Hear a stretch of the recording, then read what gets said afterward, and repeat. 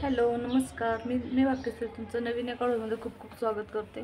तर मला ना भरपूर दिवसापासून सगळेजण एक क्वेश्चन विचारत होते की मागं जे काही मी जो काही जॉब घरी आणला होता घरी बसून करायचा, तर त्याबद्दल पण मला भरपूर दिवस झाले विषय चालू होता की काय झालं लेडीज जेंट्स मुलं वगैरे म्हणजे जे काय मला सपोर्ट करतात ना ते पर्सनली लोक सगळे मला विचारत होते आणि अजून पण मला विचारत आहे. तर मग मी जेवढंपर्यंत काम केलं तेवढंपर्यंत सगळ्या गोष्टी शेअर केल्या मी. आली टिक्काला फक्त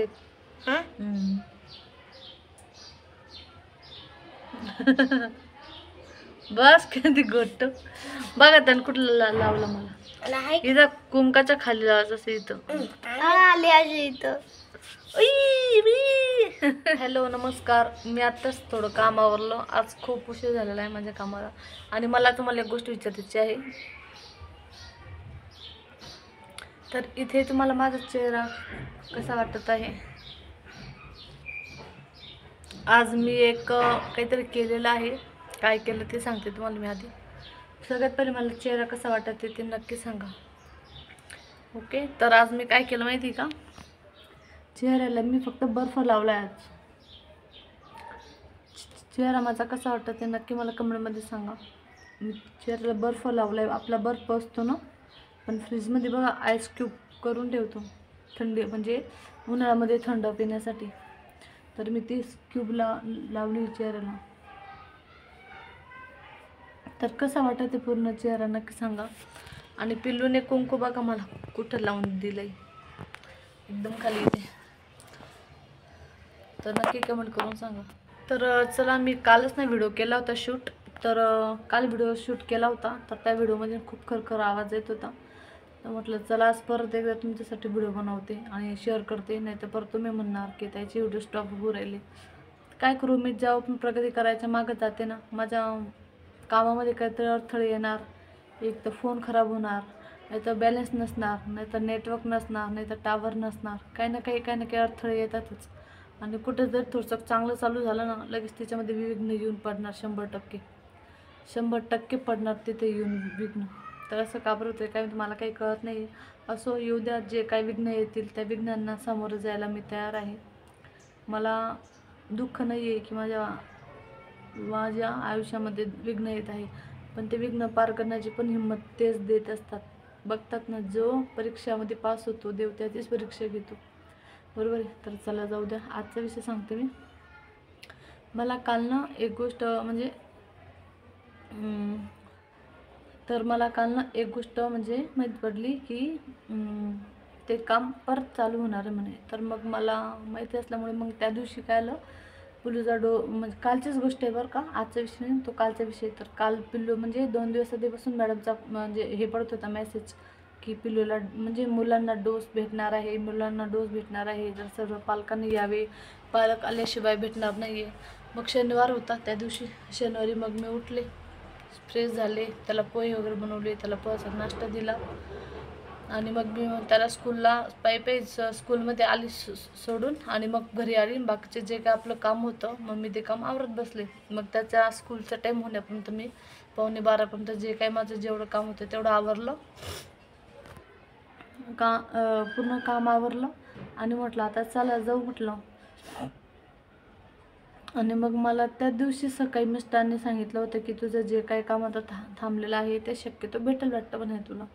मग तिथं येताना चौकशी करतो म्हणे, मी आलो म्हणे करून. म्हटलं ठीक आहे. मग मी सर्व काम आवरलं. मग पहिले सगळ्यात आधी मुलाच्या स्कूलमध्ये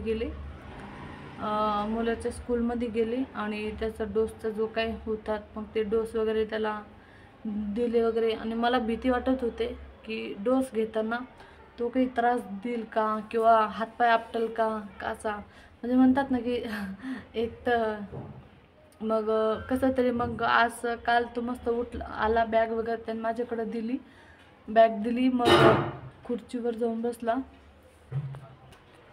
तर मग काल तो खुर्चीवरती जाऊन तिथे बसला, डोस वगैरे घेतला, त्याला काहीच झालं नाही, त्याला त्रास झाला नाही. मलाच भीती वाटत होती. मग कारण की त्याला ना मागं एकदा 6 का 7 वर्षाचा डोस होता बघा त्याचा, सरकारी हॉस्पिटलमध्ये भेटतात ना ते. मग मी त्याला तिकडे घेऊन गेली, तर त्यावेळेस त्याने एवढा त्रास दिला होता. माझा भाऊ पण होता त्यावेळेस. तरी त्यांनी कोणालाच आवरत नव्हता तो. मग तिथं 2-3 मुलांनी त्याला पकडलं, नंतर त्याला डोस दिला. तर मग मला तेव्हाचीच भीती आता जाणवत होती. तर ती भीती जाणवत असल्यामुळे मग मला खूप टेन्शन आलं की हा काय करतो काय नाही. एक तर पप्पा पण नाही म्हटलं सोबत, काय करावं. तर चला ते झालं. नंतर मग मी येताना मी ज्या ठिकाणून मटेरियल आणायची तिकडं मी गेली. म्हटलं भाऊ काय झालं म्हटलं कामाचं. तर मग ते म्हणाले ताई तुम्ही काय करा म्हणे, शिकेपर्यंत तुम्ही इथं येऊन करा म्हणे,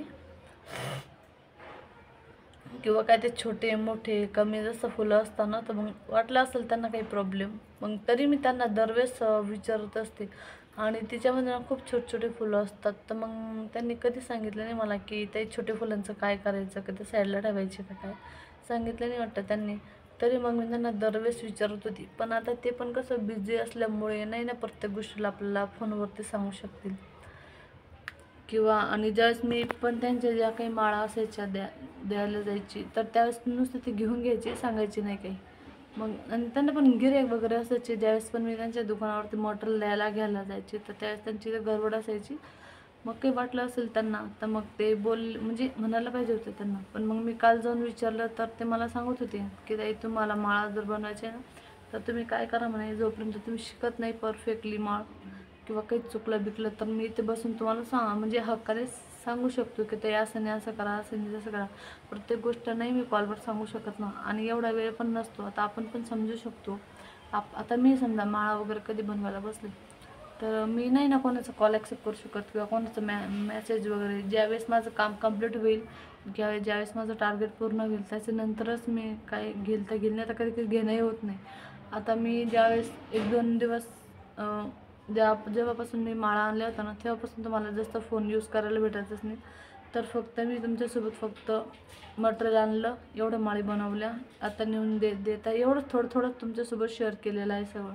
जास्त पर्सनली म्हणजे वेळच भेटत नाही ते काम कधी करायला बसलो तर मग त्यावेळेस मग मी ते दुकानावरती गेले, तर ते असं बोलले, तर म्हणे तुम्ही इथे येऊन करा. तर मग म्हटलं बरं ठीक आहे. काही गडबड झाली असेल वाटतं, असं वाटतंय त्यांना. पण त्यांना वाटलं असेल अजून नवीन नवीन काय एवढं सांगायचं. पण नाही ना, हक्काने म्हणजे सांगितलं ना, तुमचं पण मटेरियल आहे, तुमचं पण काम आहे, तुम्हाला पण समोरच्याला पैसा द्यायचा आहे, तुम्हाला पण त्या उत्पन्नातून काहीतरी काढायचं आहे, तेव्हाच पण हे करू ना. तर असा विषय होता कालचा. तर सगळेजण मला लाईव्हला भरपूर प्रश्न करायचे, ताई माळांचं काय झालं काय झालं. तर असंच काय माहिती काय झालं. पण मग मी जाऊन काल विचारलं, तर मग मला कारण कळालं की थोडं गडबड असल्यामुळे थोडं त्यांचं म्हणजे तर मग मी आता काय करू, तिकडं जाऊन करू की काय. जाऊन करणं म्हणजे तिथे 12 ते 5 करावं लागेल. मग मला इथून मुलाला ज्यावेळेस मी स्कूलला घेऊन जाईल ना, त्यावेळेस मला तिथे करावं लागेल जाऊन ते सर्व माळांचं काम 12 ते 5पर्यंत. मग जेवढं पण काय 5वाल्या 10वाल्या 15च्या माळी असतील ना, तर मग मला त्या सगळ्या बनवता येणार. तर तरी मी त्यांच्याकडून नाही म्हणतो ना, 400 रुपयापर्यंत तरी काम केलेलं आहे. हेच तुमच्यासोबत शेअर करायचं होतं. तर चला, हाच आहे आजचा व्हिडिओ. आणि पिल्लूचा कालचा जो डोस दिला होता मी, तर तो बरा आहे आणि सगळं व्यवस्थित आहे. आता तो खेळतोय, हिंडतो फिरतो. मॅडम सांगत होती डोसमुळे जर काही त्रास झाला, ताप आली, तर डॉक्टरना अवश्य दाखवा. पण त्याला काही त्रास नाही होते. तर काल त्याच्या पप्पाने डायरेक्ट त्याला डोस देणार आहे म्हणून त्यांनी घाई ती क्यूब तिथे फ्रीजमध्ये ठेवली की तुला आठवण असणार नाही, तू कामाच्या गडबडमध्ये विसरून जाशील. तर त्यांनी ते क्यूबचं भांडं भरून ठेवलं. म्हणे आलं की त्याच्या मांडीला शेक. पण आम्ही इंजेक्शन दिलं तरी त्याच्यानंतर ते बनल्यावर ते शेकला पूर्ण पाय वगैरे त्याचा हे केला.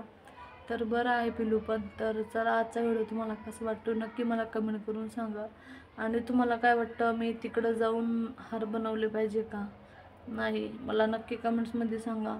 तर चला, भेटू अशाच नवीन नवीन व्हिडिओमध्ये. तोपर्यंत बाय बाय, काळजी घ्या, सुस्त राहा, मस्त राहा. जर नाही हे काम जर झालं तर मी परत एक नवीन कामाचा शोध घेईन. बघू, कुठं करावंच लागेल. आपली वेळ सुधरवायची म्हटल्यावर काही ना काही खटापटी तर करावीच लागणार आहे, बरोबर आहे. तर चला, भेटू नेक्स्ट व्हिडिओमध्ये. तोपर्यंत बाय बाय, काळजी घ्या सगळ्यांनी, स्वस्त राहा, मस्त राहा आणि असेच माझे व्हिडिओ बघत राहा. तर भेटू नेक्स्ट व्हिडिओमध्ये आणि लवकरच तुम्हाला ह्या कामाचा निर्णय नाही तर अजून एक कामाचा निर्णय नक्कीच भेटेल. तर चला भेटू तोपर्यंत बाय.